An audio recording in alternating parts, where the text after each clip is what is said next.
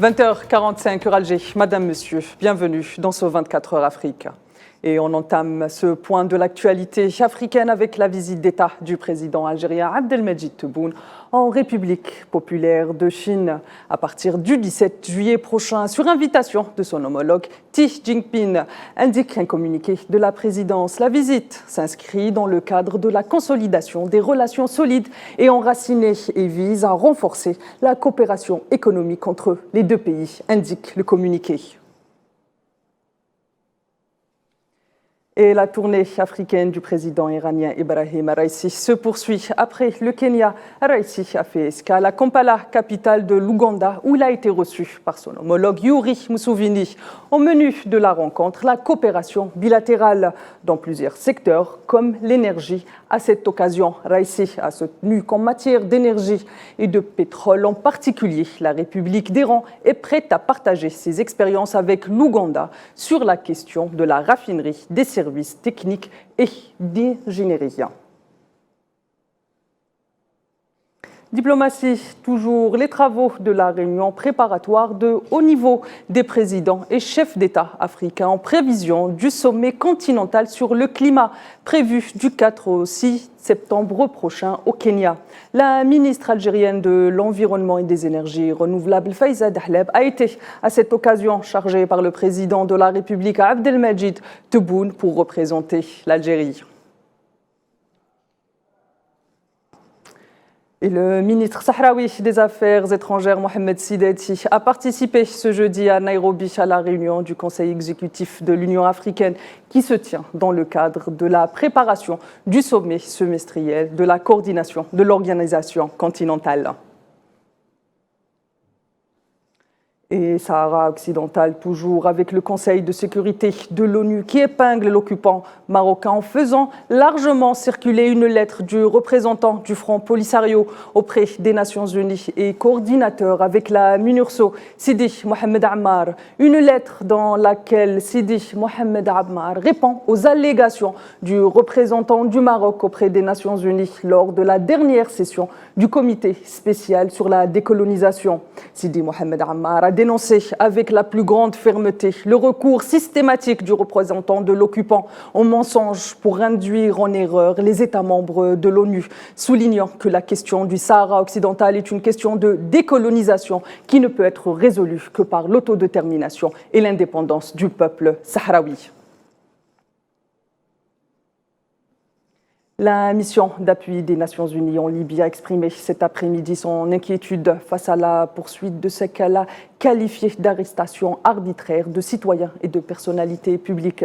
La MINUL indique par voie d'un communiqué publié sur sa page Facebook avoir reçu des informations sur l'arrestation de l'ancien ministre libyen des Finances, Faraj Boumateri, à l'aéroport d'Amaïtiga et l'interdiction de voyager de 5 membres du Haut Conseil d'État. La mission de l'ONU affirme que ces actions risqueraient de compliquer davantage la situation politique dans le pays. Les forces armées maliennes ont annoncé l'élimination en cours du mois de juin dernier de 51 terroristes et l'interpellation de 55 suspects, précisant que les FAMA ont mené plusieurs opérations aéroterrestres qui ont permis la neutralisation de ces terroristes et suspects, ainsi que la destruction de 5 de leurs bases. Sahel, toujours depuis le début du mois de juillet, au Niger, plus de 10 000 personnes en provenance du sud-ouest ont été contraintes de quitter leur foyer en raison de la recrudescence des violences terroristes, ont indiqué les autorités du pays.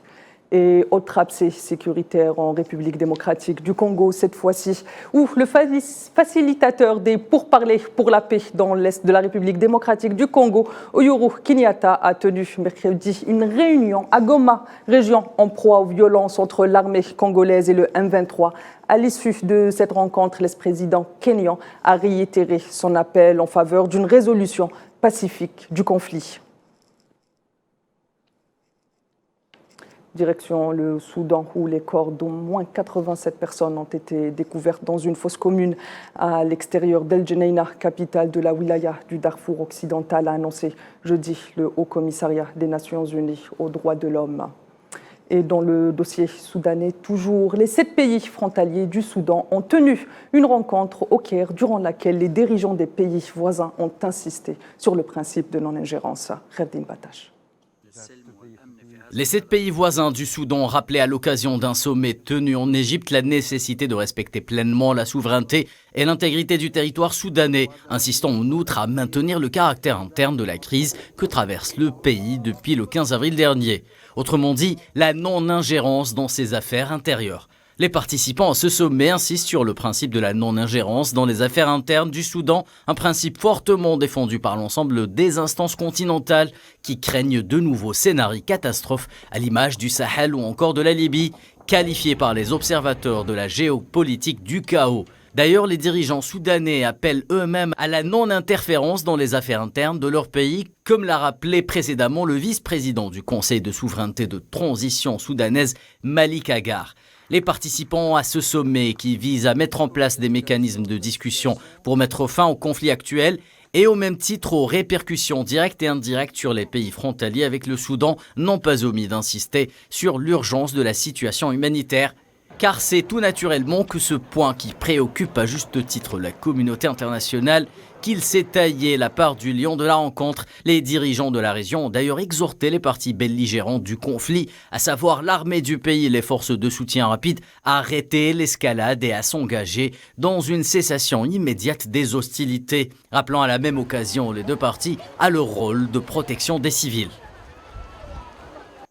En marge de cette rencontre, le Premier ministre éthiopien Abiy Ahmed et le président égyptien Abdel Fattah el-Sisi ont convenu d'entamer des négociations urgentes afin de parvenir à un accord entre les deux pays et le Soudan concernant les règles de remplissage et d'exploitation du grand barrage de la Renaissance. Et avant de rendre l'antenne, un mot de football avec le compte à rebours de la Coupe du Monde FIFA 2026 qui a commencé cet après-midi pour le continent africain. Les sélections continentales ont connu leur groupe des éliminatoires à l'issue du tirage au sort qui a eu lieu à Abidjan en Côte d'Ivoire. La sélection algérienne figure dans le groupe G avec comme adversaires la Guinée, la Somalie, l'Ouganda, le Botswana et le Mozambique. Madame, Monsieur, c'est sur ce point, sur le football, que s'achève ce 24 heures Afrique. Je vous donne rendez-vous demain à la même heure. Et d'ici là, prenez soin de vous.